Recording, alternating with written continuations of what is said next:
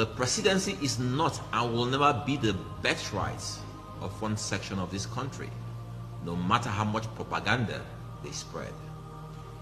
Of one section of this country, no matter how much propaganda they spread.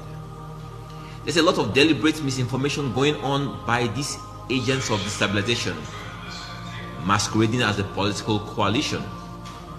There is a clear difference between a political coalition and a political gang.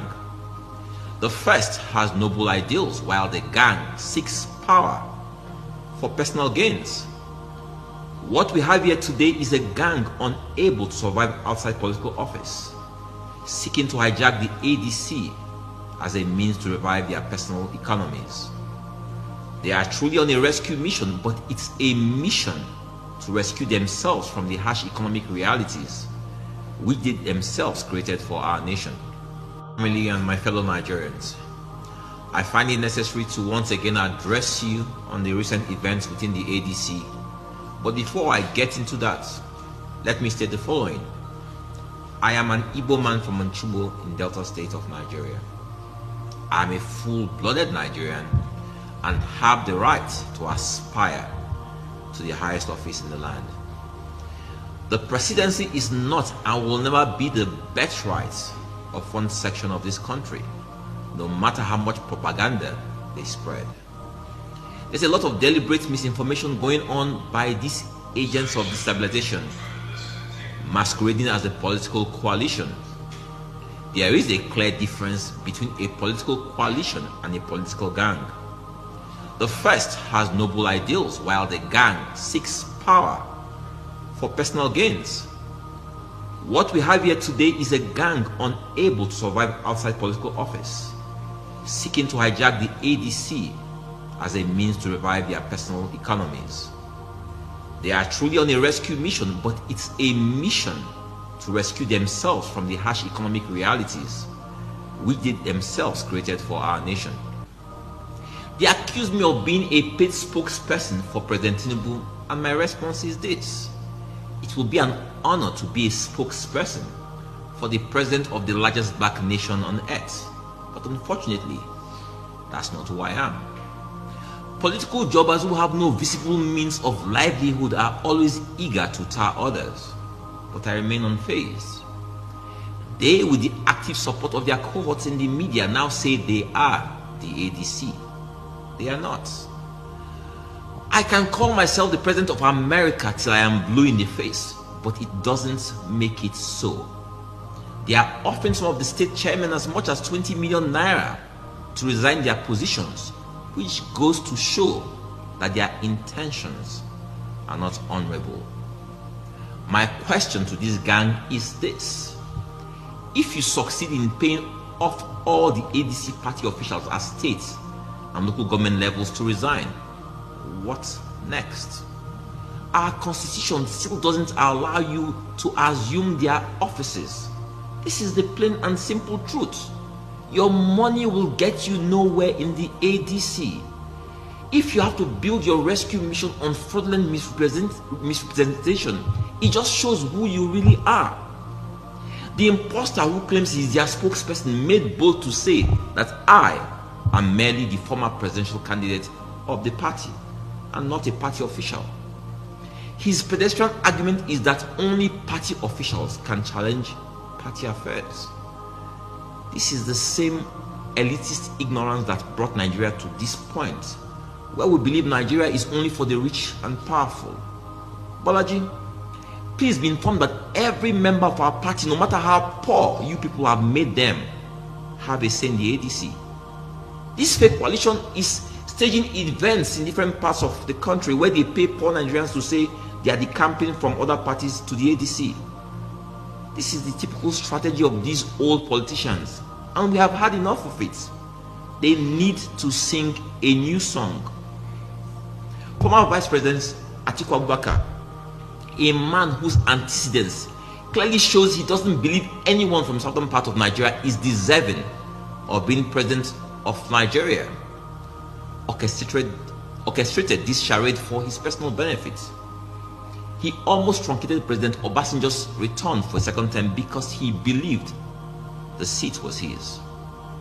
President Jonathan suffered the same fate, and then after 8 years of late President Buhari as president, the same Atiku Abubakar believed it was morally right for him to be the presidential flag bearer of the PDP in the last presidential elections.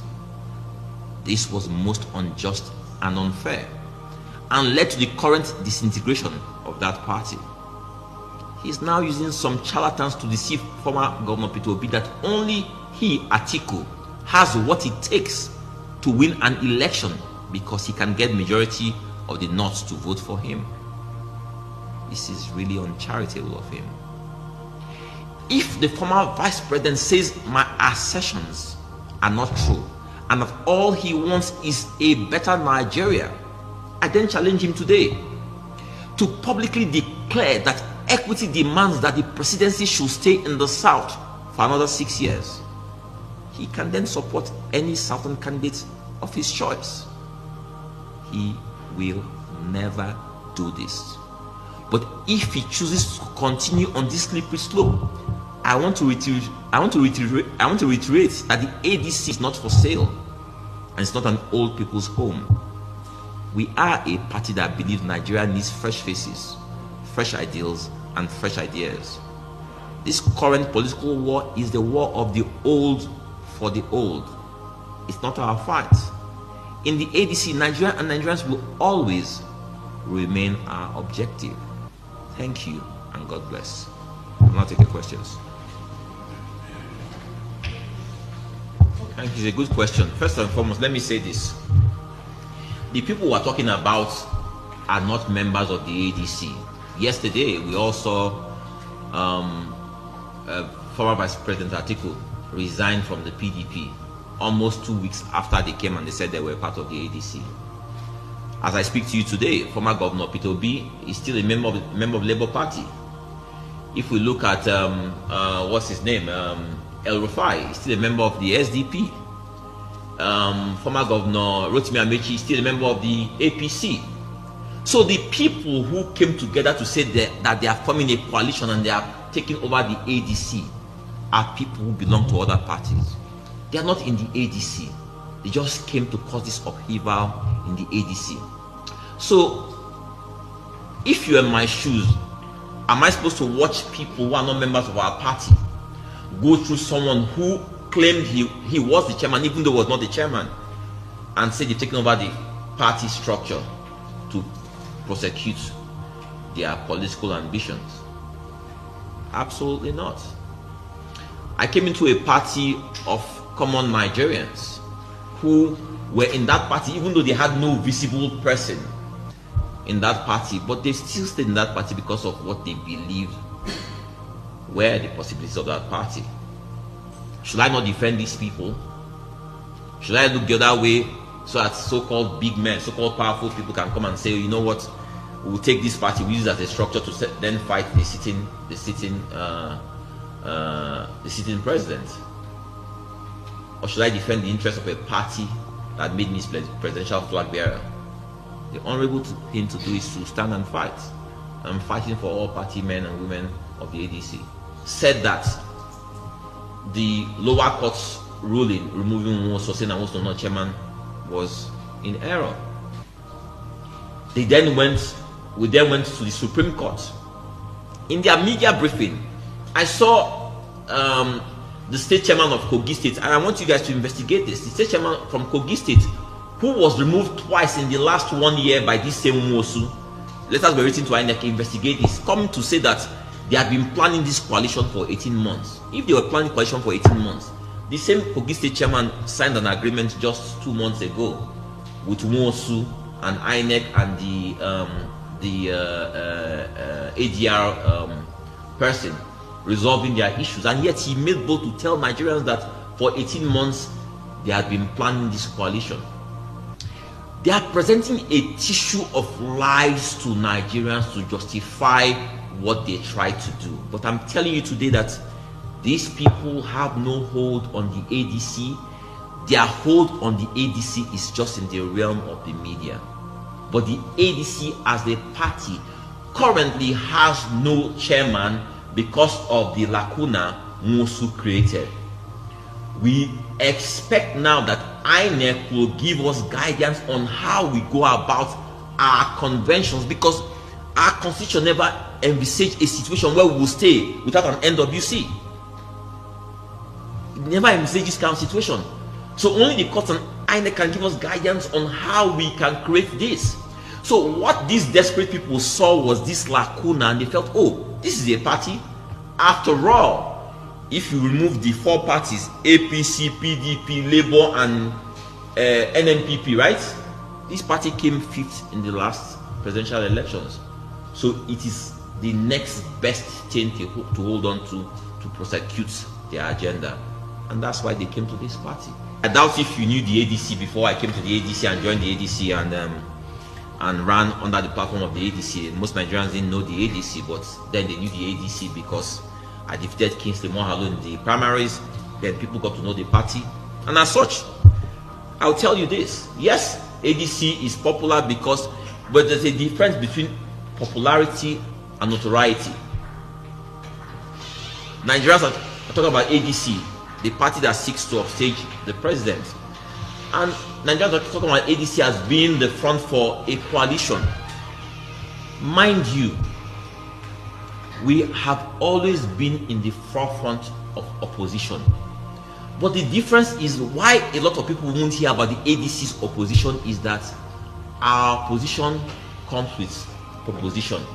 We don't believe that the job of opposition is just to stay. If Obi does get the ticket, for example, what are his chances against it? Well, unfortunately, this argument did not fly during the last election. What if it does fly this time around? It won't fly this time around. Let me give you my reason. Okay. Why I said I may not be very much qualified to speak on some of these issues. Best, no, I can tell you, Nigeria, I can tell you that from my experience over the years with politics, I can tell that the argument will not fly. The reason why it will not fly is very simple. Number one,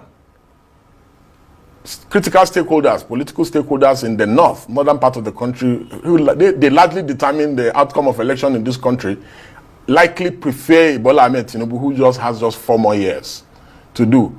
And from the political permutations, northerners are not likely to trust a Peter Obi. But what if, sorry, I had to cut in short there. Yes. What if Obi agrees to a 4-year deal, a 1 term of 4-year deal, yes, that he's not going to contest in 2031, yes, if he's given the opportunity to complete the turn of the South? Don't you think that would be a game changer? Even if he swears in a shrine, the northerners will not believe him, and they will not.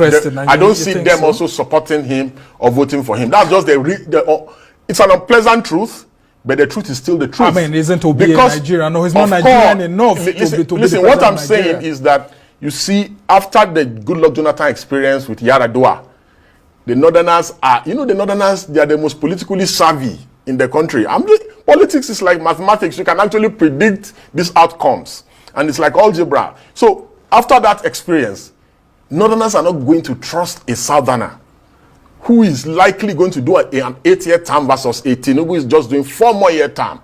And when you look at the stakes, northerners have more to benefit with going with a Tinubu than going with an Obi. And also very simple. I've said it, publicly, and let me reiterate it, that even if a southerner were to contest, the only person who stands a chance in defeating Bola Ahmed Tinubu is Goodluck Jonathan, because he just has only 1 more term. Okay, what will the northerners benefit by supporting Obi? Because the policy of Obi and that of Tinubu, there's no difference. This person said he will remove fuel subsidy. This person also said he will remove fuel subsidy. This person said both of them are saying practically almost the same thing. Now, let me tell you, unfortunately, about politics. Politics is different from emotions. It's about negotiations. The ability to negotiate with the North, I don't see Obi having it. So he does not have the courage. He does not cut it as somebody that can negotiate with the critical stakeholders in the North. And politics is a game of number. Currently, in terms of the opposition, the people that hold the ACs are the northern political actors. The game has changed from 2023 when Peter Obi was holding some ACs. He no longer has the cards. Okay, now so it is when you have the cards that you can deal. The reason why I'm saying he no longer has the card is because, you see, Tinubu is making consolidations every day in southern Nigeria. All right. A lot of consolidation in southern Nigeria. Now, Deji, as we try to wrap up this conversation, let's talk about the issue of, for example, Atiku Abubakar getting the ADC ticket and picking Obi, just like it had happened in 2019. Don't you think that could be a potential game changer? Yes, you see, many people can see the game, the ADC game, because people can read in between the lines. The ADC is looking more or less like it was contrived for an Atiku presidential ticket. And that's why you can see many of the obedient and the supporters, and even him indirectly, and Dati Baba made his guy, all of them agitating that, oh, they are still in Labour Party. They are a little bit confused. Yeah. However, many of the Atiku supporters, close supporters, have, we interact with people. We interact with people in government as well, and people in APC and Labour and all that. Many of them now even believe that they are not even willing to offer an Obi a vice presidential ticket. Oh, interesting. The reason why they are saying that is that it is more profitable for them for Obi to go and contest in Labour or PDP. Individually, so that they can go and split the vote with Tinubu in the south. Like Kwankwaso did. And after all, they now believe that majority of the votes that Atiku got in the last election were from the north, were from the north. And that the northerners now hold the aces. And as such, that they are willing to take their chances at the polls to say, let him even go and run. Since he's so desperate about running. Maybe to trick him into running independently, he can win. Because see, politics is a game of number. As of today, almost all the political stakeholders in southern Nigeria are working for the president. The president is going to have a better outing in southern Nigeria than he did. In 2020. Everybody arguing this fact does not understand politics. All right. The president is going to do very well in the North Central. Well, the president lost in Lagos in 2023, and Labour Party. So, do you think the president will lose again? Well, maybe the chances are there, but that the president will lose in Lagos again? I mean, it could happen. Oh, okay. Politics for public life is not about winning or losing election. That is for transactional politicians, which most of the politicians here are. For them, it's a business enterprise. So if you lose the election or you're not in position, your business is not doing well. That is not something for me. For me, politics and public life is about transformational, trying to change the society. Before I went into politics, I lived in the UK and I participated I've been to Afghanistan, I've been to Rwanda, I've been to Haiti, I've been to Philippines on missions like that. So it is not about winning or losing election.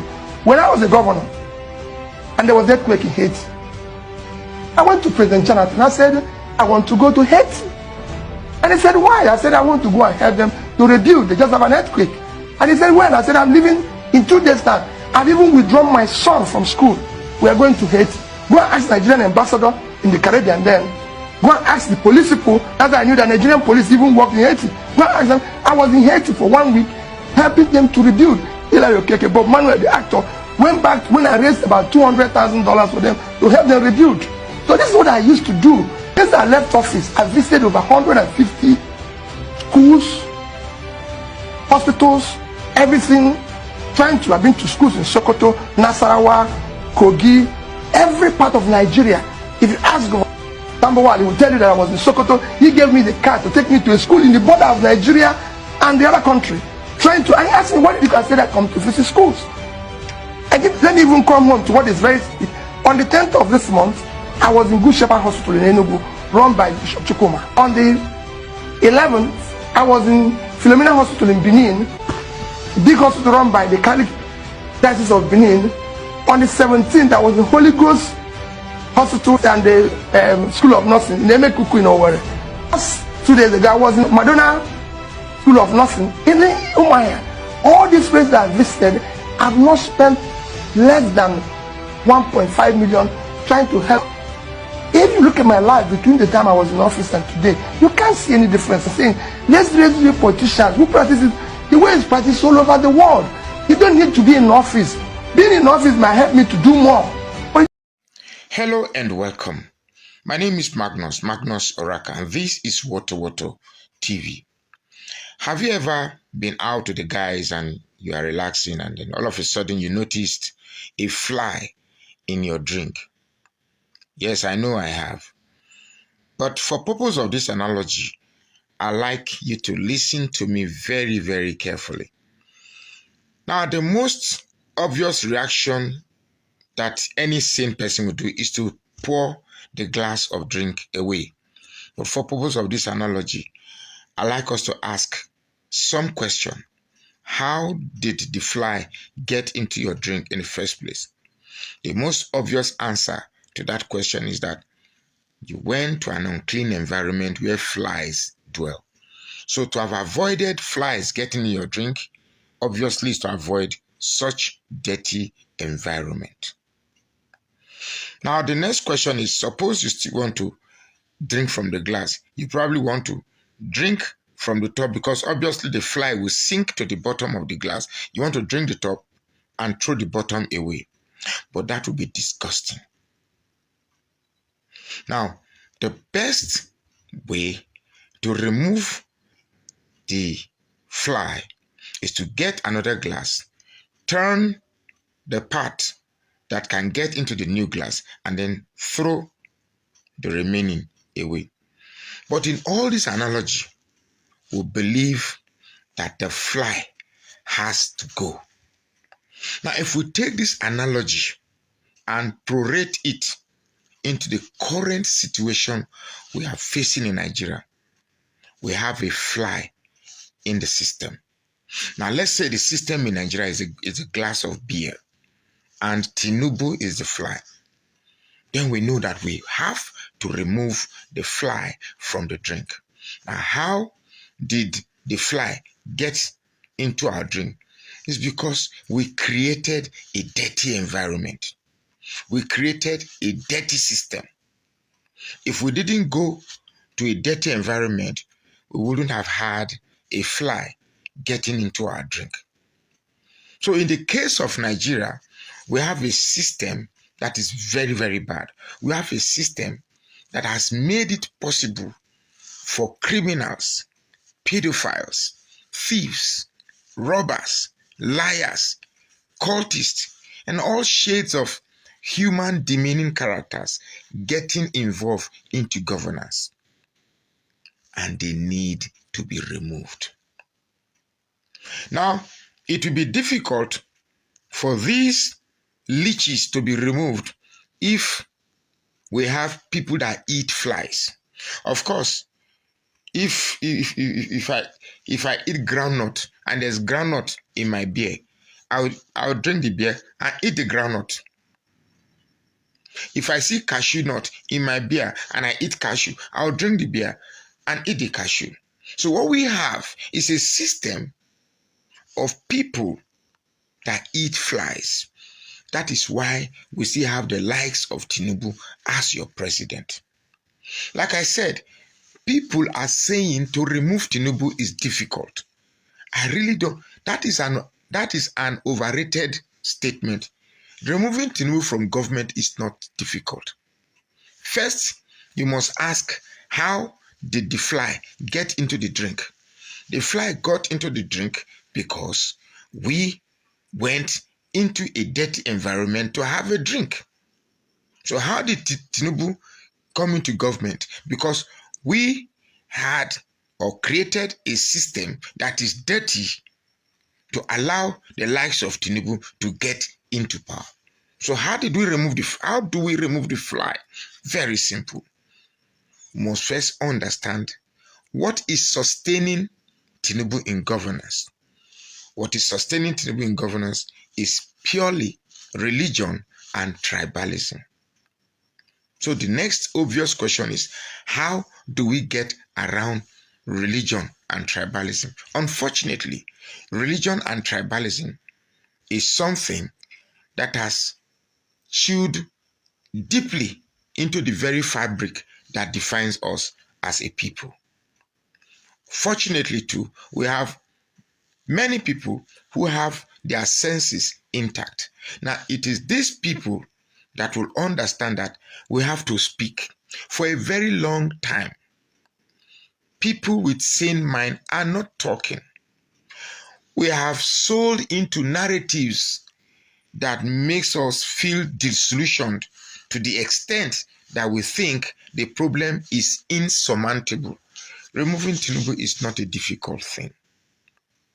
We must first realize that there's a fly in our drink, and nobody sees a fly in his drink and wants to leave that fly there. Obviously, you want to remove it. Those who don't think Tinubu should be removed are those who eat flies. So to them, the fly is just part of the condiment that needs to be eaten after the drink has been drunk. So how did we get here? We got here because we drank in a dirty environment. So the first thing we need to do is to change the location. The first thing we need to do is to change our mentality, change our location, change the system that operates this country. And we can only do that first by changing our mentality, by changing our mode of taking decisions, by changing the way we think, by having compassion and empathy for people that are suffering, by identifying what is wrong. We must identify that there's a fly in our glass of drinks and it must be removed. How do we remove it? Simple. Get a straw and suck it out. Tinubu must go. My name is Magnus Oraka. Please follow this page and share this post now.